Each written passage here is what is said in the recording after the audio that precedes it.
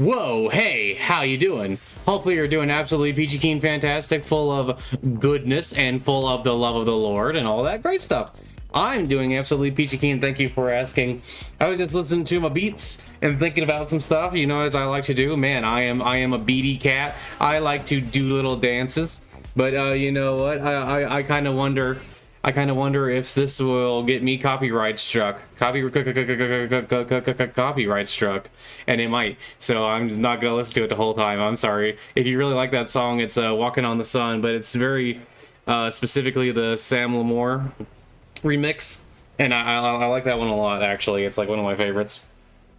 I've been thinking about a lot of different stuff lately because you know there's been a lot of little things going on in my life, and you know, praising Ma every day, but praising Ma lots and lots. Always trying to get lots of repetitions on Jay Macaulay. I try to say Jay Macaulay, you know, like 5,400 times a day at least. And I say 5,400 because it's just, it's like 50 of the repetitions, but the repetitions are 108. So, you know, whatever. And I just find that I feel really good doing that. And I really enjoy having these moments where I get to really focus on Ma, and you know, I'm doing lots of prayer and stuff like that, and you know, but I also do other things, and I was really looking at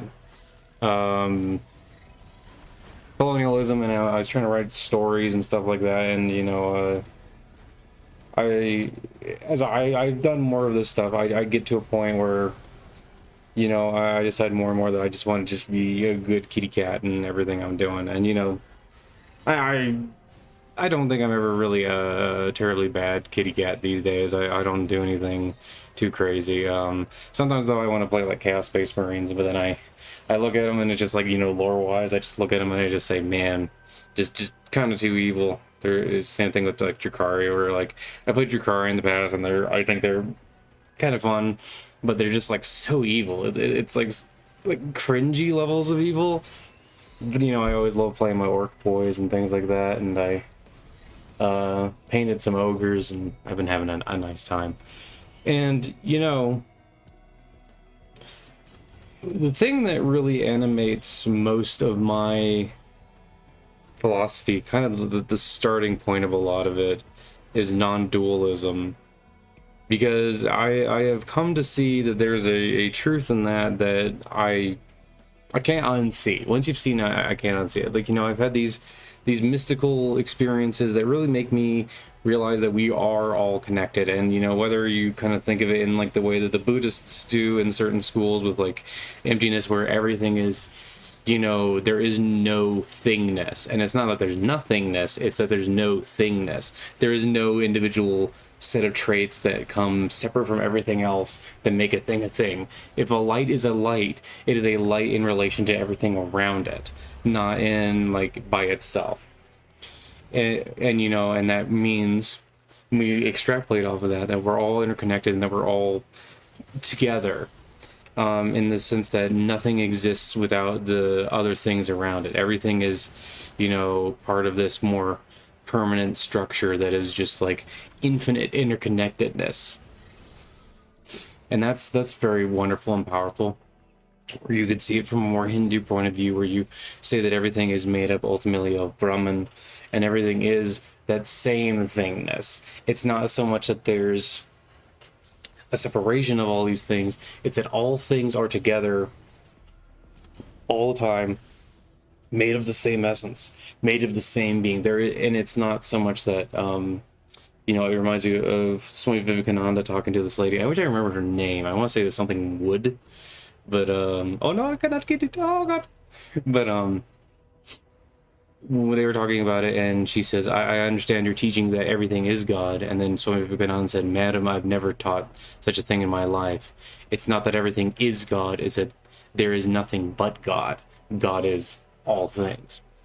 And, you know, this extends into like my reading of Christianity. This extends into my reading of Judaism, of Islam, of all these other things. I frequently read Ibn Arabi, and you know, I've been reading a lot of al-Shistri lately, and I've been reading various other groups, and I think that there is definitely this non-dual truth that goes through almost all religions to a certain extent. We kind of interpret it in slightly different ways, but there's definitely this non-dual truth. And the thing that's kind of crazy about that is uh, I was watching these programs about Afghanistan, and I was thinking about good and evil as these concepts, and ultimately good and evil are concepts that exist uh, in a sort of moral imagination. They're not like concepts that are upon the universe. Like God and the universe as it is beyond these concepts of good and evil. I mean, ultimately, we all return to the source and we all come back here. We all reincarnate and all these things like that is what I've come to believe. And in that case, every evil, no matter how severe we see, you know, typically people will justify it from their point of view. No one does evil for like evil's sake. Like even if someone is like torturing someone because they enjoy it, they're still doing it for their own pleasure. Pleasure is not an inherently evil thing, and they still shouldn't do that. And it's not good to do that, and it's like fucked up. But we're just like looking at it from a wider point of view. The thing that's interesting about all this, to me, is that it means that sometimes I have kind of this dual sense about things, which is interesting for a non-dualist. Because, I am a little commie kitty. I do think that, the exploitation of the poor needs to stop. I think that revolution is quite possibly a way to do that. But at the same time, I've seen enough about revolution to know that revolution is not the ultimate solution. What revolution is stepping stones to change. Because what you'll see if you really study revolutions of any kind is that it's really about changing power, changing the hands in which power resides, and it's about changing where people ultimately belong in a hierarchy of sorts, or changing a hierarchy so that it's no longer a hierarchy that's vertical but maybe horizontal instead,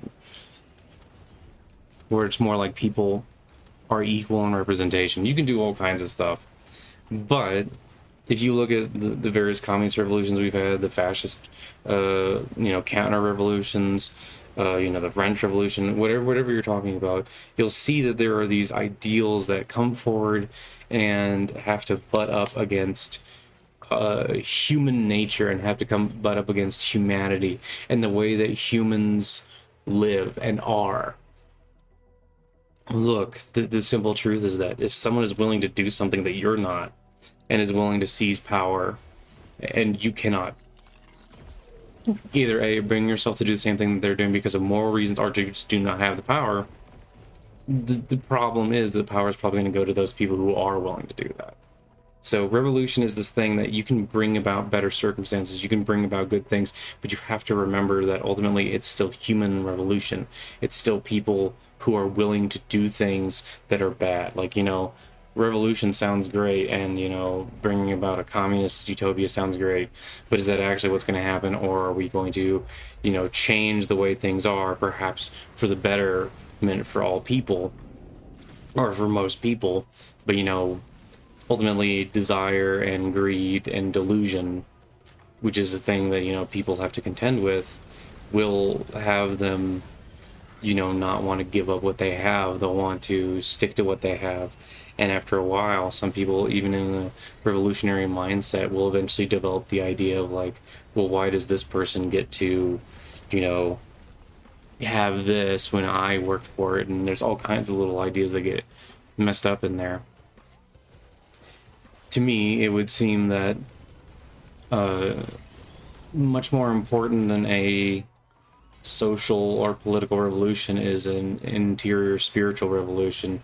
But I also understand why people would say, oh, well, that sounds like you're not as into the idea of like change. It's like, well, I think ultimately all change is kind of a short-term thing, that everything changes and everything goes through multiple iterations. And it's like the Bolsheviks, for instance, had to do a lot of messed up stuff to get into power, and ultimately what their power led to was not necessarily the greatest things, man. There was a lot of death, there was a lot of suffering, there was a lot of ideals that were proposed that ended up very quickly not being the reality of what people were experiencing on the ground. Now, that's not to say that every bit of capitalist propaganda about how bad things like the Soviet Union are true, and because they're obviously not. Some of it is definitely exaggerated.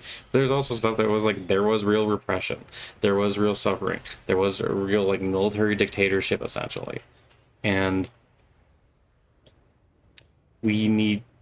Well, military dictatorship is kind of not exactly the right phrase. Anyway, I'm not going to get entirely into that. But where I'm thinking about all these things, and what is ultimately occurred to me is that Ma resides in everybody. Ma is always there. God is always there. We are all interconnected. So even the people that do the horrible things are still interconnected. We're still all connected as one.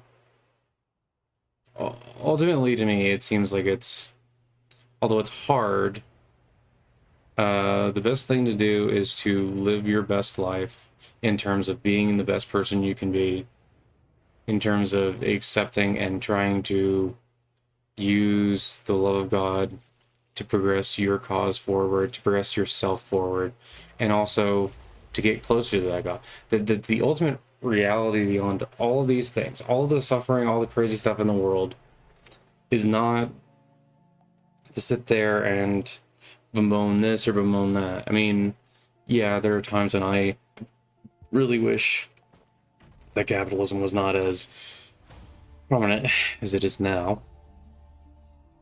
And that I think it would be better if we had other systems in charge and if we had other people in charge. But I also know that ultimately, even that is short term. That, even if you essentially institute utopia, eventually people still come to feel suffering. People still come to feel this dissatisfaction with things, and I think that that's because ultimately the only thing that will really bring that satisfaction is reuniting with ultimate reality. Whether we're talking about in terms of emptiness, or if we're talking about it in terms of God. Ultimately, we have to reconnect with that reality. That all these other things are just like silly billy moments in the rain, and they all kind of like tears in the rain, they all fade. I kind of butchered that line, but you know what I mean. And ultimately, what we have to do is we have to be willing to go through the hardship, and we have to be willing to try and triumph over those things that we don't necessarily understand. We have to be willing to deal with those things in the moment as they exist, and be willing to give up the things that drag us down. And it reminds me of the story of this yogi who had a student who came to him and said, I need you to enlighten me tomorrow. I'm going to go to a new teacher. He says, okay, come back. Or I need you to enlighten me, or I'm going to go to a new teacher. And the teacher says, okay, come back tomorrow. So when the student comes back, the teacher is gripping onto a tree. And he's screaming, oh, let me go, let me go, let me go. And then the teacher says, or I'm sorry, the student says, but sir, just let go of the tree. And then the teacher's like, exactly, just let go. And I always thought that was a kind of a funny story. But there's truth to that, in that we tend to cling on to the things that make things worse for us. We tend to sit there and focus on questions that maybe don't necessarily require an answer, or that we should know that even if we got the answer, we're not necessarily going to be satisfied with it. Even if we got an answer that was a permanent quote unquote solution, look at the people who claim to have an answer. Did they seem permanently satisfied, or do they seem like they're craving after things? And craving is a natural part of life. It's part of the play. It's part of the Maya of all this, for us to go through and look at things and try to come back to them, and try to understand the impermanence of these things, and try to understand the real beauty of reconnecting with Ma, and the real glory that's there. And also how wonderful it is that we get to play. We get to see all these different things. We get to experience all these different things, and we get to try and understand why we're doing what we're doing. And also, you know, sometimes you have to ask yourself the question of, well, is what I'm doing right now really all that important? It's also very funny here because in the footage you can see that I just completely and totally forgot that I already grabbed the thing. uh, but, you know, that's the stuff that matters. Stuff that matters is, you know, finding peace in the present moment, is finding where we are, is understanding that interconnectedness, and, you know, doing the best to experience that, and doing the best to remember that no matter what we're doing. And remember that, you know, power is but a means to an end, and that, you know, what we're really trying to do is satisfy ourselves and figure out why we're doing what we're doing, and that it doesn't have to be uh you know, these specific things that we desire in the moment that can provide us short-term happiness, but the truth is that in the long term we need something that's much more lasting, and you know, that's God, or that's, you know, ultimate reality, however you want to say it.